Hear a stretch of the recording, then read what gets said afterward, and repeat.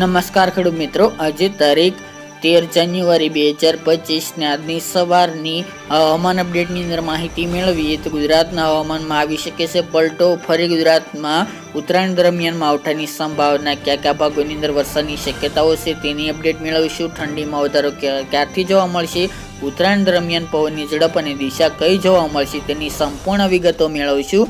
ચેનલમાં નવા હોય તો ચેનલને સબસ્ક્રાઇબ કરી નાખજો અને વિડીયોને લાઈક આપીને તમામ ખેડૂત ભાઈને શેર કરી દેજો.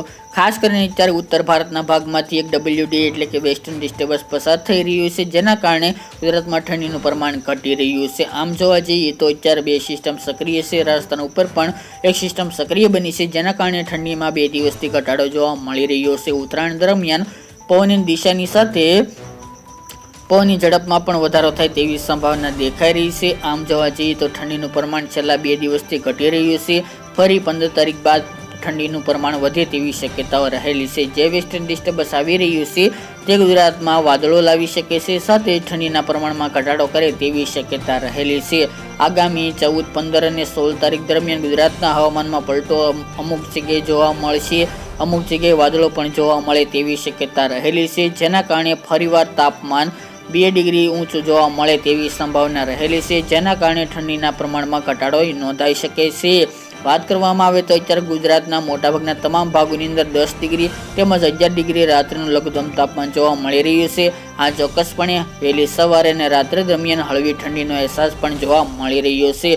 જ્યારે કડકડતી ઠંડી માટે હજુ પણ 2-3 દિવસની રાહ જોવે તેવી શક્યતા દેખાઈ રહી છે. આ વેસ્ટર્ન ડિસ્ટર્બન્સ આવશે, જેના કારણે ભારે હિમવર્ષા ઉત્તર ભારતના ભાગોમાં થશે, જેના કારણે ગુજરાતમાં તેના વાદળો પણ જોવા મળી શકે છે અને અમુક જગ્યાએ છાંટછૂટ પણ 14 થી લઈને 16 તારીખ દરમિયાન જોવા મળે અમુક ભાગોની અંદર તેવી સંભાવના રહેલી છે. હાલ વેધર મોડેલ પ્રમાણે ઠંડીના પ્રમાણમાં ઘટાડો જોવા મળશે, તેમજ 16 તારીખ બાદ ફરી પાછી કડકડતી ઠંડી જોવા મળી શકે છે. પવનની દિશાની વાત કરીએ તો અત્યારે પવનની દિશા જે ઉત્તર પૂર્વની જોવા મળી રહી છે, અમુક જગ્યાએ પશ્ચિમ દિશાના પવનો ચાલી રહ્યા છે. ઉત્તરાયણ પણ નજીક આવી પહોંચી છે, ત્યારે આગામી 2 દિવસના પવનની વાત કરવામાં આવે તો પવનની ઝડપમાં નોંધપાત્ર રીતે વધારો થતો જોવા મળશે. ગઈકાલના રોજથી પવનની ઝડપમાં પણ વધારો નોંધાયો હતો. ત્યારે વાત કરીએ તો આવતીકાલે 14 તારીખ દરમિયાન પવનની ઝડપની વાત કરવામાં આવે તો દરિયાકાંઠાના ભાગોની અંદર 15 થી લઈને 22 કિલોમીટર પ્રતિ કલાકની પવનની ઝડપ જોવા મળી શકે છે, તેમજ પવનની દિશા અલગ અલગ ભાગોની અંદર અલગ અલગ નોંધાય તેવી સંભાવના રહેલી છે. અમુક જગ્યાએ ઉત્તર પૂર્વના, ઉત્તર દિશાના, પૂર્વ પશ્ચિમ અને ઉત્તર પૂર્વના પવનો જોવા મળે તેવી શક્યતા રહેલી છે.